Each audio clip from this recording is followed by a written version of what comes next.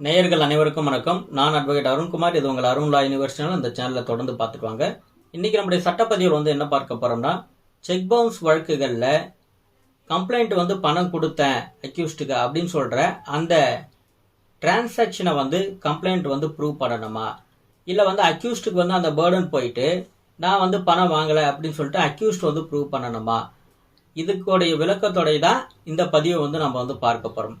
இப்ப இது சார்ந்த ஒரு தீர்ப்பை பார்க்கலாம். உயர்நீதிமன்றம், கர்நாடகா உயர்நீதிமன்றத்துல இந்த சூழ்நிலை கொண்ட ஒரு வழக்கு வருது. அந்த வழக்குடைய தீர்ப்புல என்ன சொல்லியிருக்காங்க அப்படின்னு சொல்லிட்டு பார்க்கலாம். இந்த வழக்குடைய பெயர் ஜிதேந்திர குமார் வர்சஸ் குருராஜ். இது பாத்தீங்கன்னா 2024 ஆண்டு கொடுக்கப்பட்ட தீர்ப்பு தான். இந்த வழக்குடைய ஃபேக்ட் என்ன அப்படின்னு சூழ்நிலை என்ன அப்படின்னு சொல்லிட்டு நம்ம பார்க்கும்போது, இந்த ஜிதேந்திர குமார் என்ற ஒரு கம்ப்ளைண்ட் இப்போ ஹைகோர்ட்டில் வந்ததுனால இவர் அப்பீலண்டா வராரு. இவர் இந்த கம்ப்ளைண்ட் அக்யூஸ்ட் பணம் கேட்குறாரு. இந்த கம்ப்ளைண்ட் அக்யூஸ்ட் ஜிதேந்திர குமார் குருராஜும் பார்த்தீங்கன்னா நீண்ட நாட்களாக அவர்கள் உறவினர்கள் என்ற முறையில் குருராஜ் 5 லட்ச ரூபா பணம் கேட்டனால, குடும்ப செலவிற்காக பணம் கேட்டனால அவர் ஜிதேந்திர குமார் 5 லட்ச ரூபா கொடுக்குறாரு. இந்த 5 லட்ச ரூபா வாங்கினதுக்கு அப்புறம் அவர் குருராஜ் அதற்காக செக் கொடுக்குறாரு. அந்த பணம் கேட்கும்போது செக் கொடுக்குறாரு. அந்த செக்கை ஜிதேந்திர குமார் வங்கியில கலெக்ஷனுக்காக போடும்போது இன்சஃபிஷியன்ட் ஃபண்ட் அப்படின்னு சொல்லிட்டு ரிட்டர்ன் ஆகுது.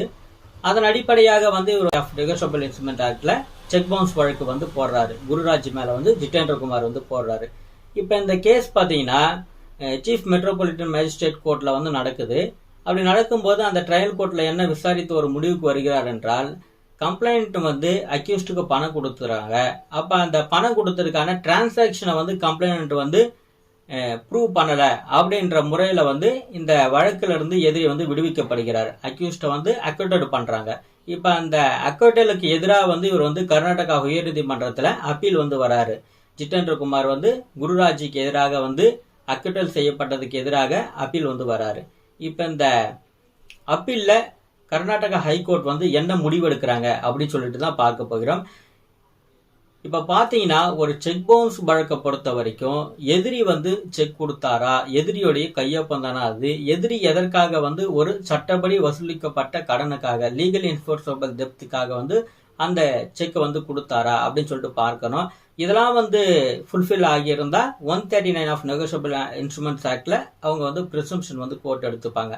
இப்ப இதை பாத்தீங்கன்னா செக்ஷன் 118 ஆஃப் நெகோஷியபிள் இன்ஸ்ட்ருமெண்ட்ஸ் ஆக்ட்ல கன்சிடரேஷன் இருக்குதா அப்படின்னு சொல்லிட்டு பார்க்கணும். இந்த வழக்கைய பார்க்கும்போது இதுல என்ன டிஃபென்ஸ் எடுக்கிறாங்க அப்பீல்ல அப்படின்னு சொல்லிட்டு அக்யூஸ்ட் கவுன்சில் என்ன டிஃபென்ஸ் எடுக்கிறாரு அப்படின்னு சொல்லிட்டு பார்க்கும்போது, நாங்க பணம் வாங்குறது உண்மை அப்படின்னு சொல்றாரு.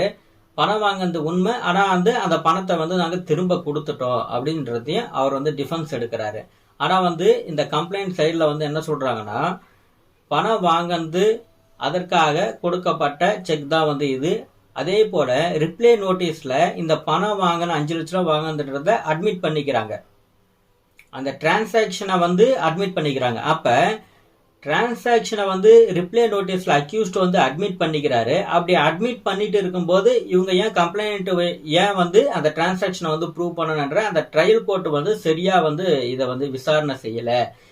அந்த மேஜிஸ்ட்ரேட் பாத்தீங்கன்னா இந்த வழக்குடைய ஆவணங்களை முழுமையாக பரிசீலனை செய்யல அப்படின்ற காரணத்தினால டிரான்சாக்ஷனை ஒன்ஸ் அந்த ரிப்ளே நோட்டீஸ்ல அக்யூஸ்ட் அட்மிட் பண்ணிக்கிட்டாங்கன்னா அது ஆட்டோமேட்டிக்கா அந்த பிரிசம்ப்ஷன் அக்யூஸ்டுக்கு எதிராக கோர்ட் எடுக்கப்படலாம். ஏன்னா பணம் வாங்கந்து உண்மைன்னு சொல்லிட்டு ஒத்துக்கிறாரு. அதே போல செக் அவரு தான் கொடுத்தேன் அப்படின்றதையும் ஒத்துக்கிறாரு. செக்ல இருக்கிற சிக்னேச்சரும் அவரது தான் எல்லாத்தையும் அட்மிட் பண்ணிட்டு தான் ரிப்ளை நோட்டீஸ்ல கொடுக்குறாரு.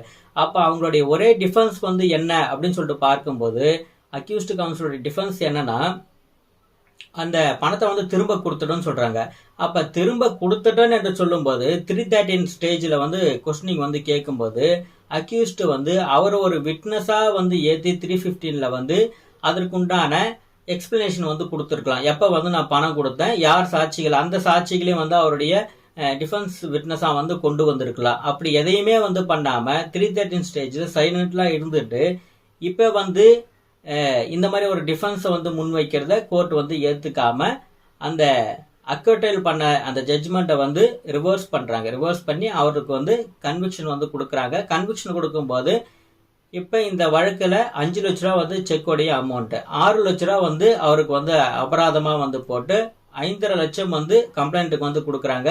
50,000 பார்த்தீங்கன்னா அந்த ஸ்டேட் லீகல் எய்டுக்கு வந்து கொடுக்குறாங்க.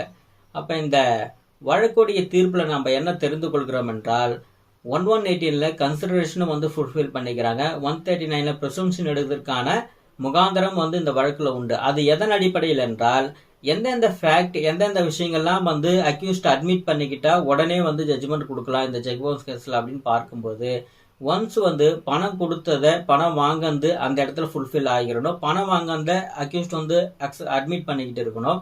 அதே போல் அந்த செக் அவர் வந்து லீகல் என்ஃபோர்ஸ்மெண்ட் டெப்த்துக்காக கொடுத்திருந்தால் அதுக்கப்புறம் பார்த்தீங்கன்னா அந்த செக்ல இருக்க சிக்னேச்சர் வந்து அவர் தான் பண்ணிட்டா அப்படின்னு சொல்லிட்டு ரிப்ளை நோட்டீஸ்ல அட்மிட் பண்ணிக்கிட்ட அப்புறம் இவர்கள் இந்த மாதிரி ஒரு டிஃபென்ஸ் எடுத்தா அந்த கேஸ்ல வந்து அக்யூஸ்டுக்கு ஃபேவரா வந்து பண்ண முடியாது.